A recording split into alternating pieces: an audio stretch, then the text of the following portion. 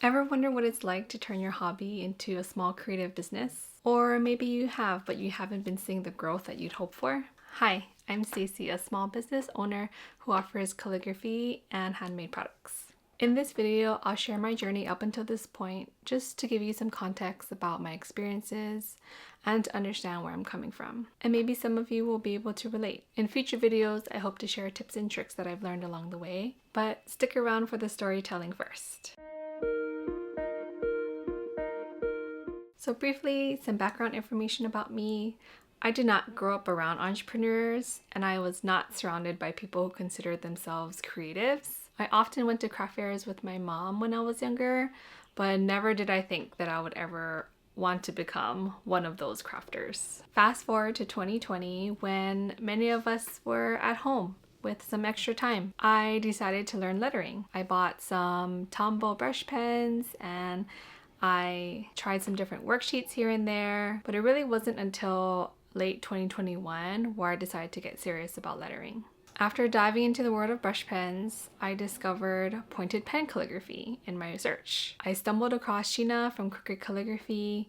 I took one of her online courses and I was really inspired to start my own small business because who knew you could actually make a living out of becoming a calligrapher? So in June 2022, I took the leap and registered my LLC. At some point in 2022, I can't remember exactly when, it was probably around the time I registered my business in the summer, but a good friend of mine introduced me to lasering.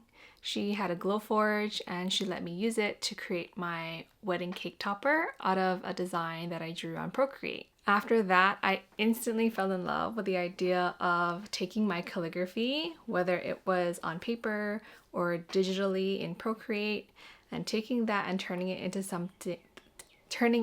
something 3D. So that kind of planted the seed in my head of, oh my gosh, I want a laser engraving machine. So after months of research and debate, because it's a huge investment, I ended up purchasing an Eon Mira 7 CO2 laser machine for $9,000. I think the machine arrived on island early 2023, but it wasn't until about summer 2023 where I got the machine up and running. I was so excited because the possibilities were like endless.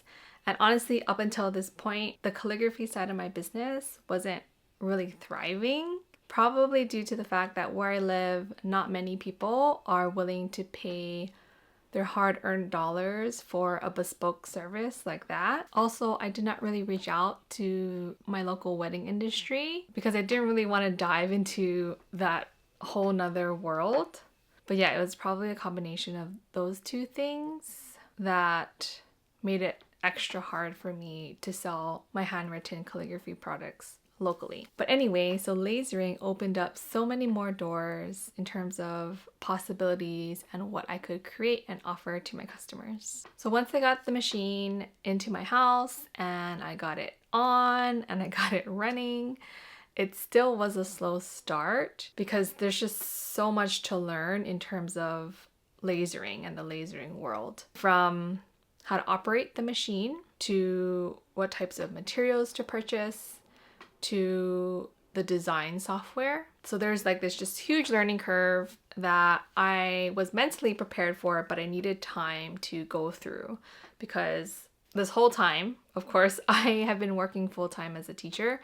So all of this is really on the side, on the weekends, in the evenings that I'm spending learning and going through this process. So once I got some products out there, I did make some sales in 2023, but it wasn't really till 2024 that I started to sell more, especially after participating in a craft fair during the holidays. So currently in 2025, I am still struggling to get my name out there and to showcase my products. I have yet to make back the investment that I made to purchase the laser machine. Again, I don't have any marketing or business background. So up until this point, it's really been kind of trial and error. And also maybe tapping on the shoulders of people who do have some experience. Seeing the success I had from my first craft fair made me hopeful. So This year, one of my goals is to participate in more craft fairs and to really learn how to do markets, in-person markets well. But I also know that in-person markets can't be the only way that I reach people. So enter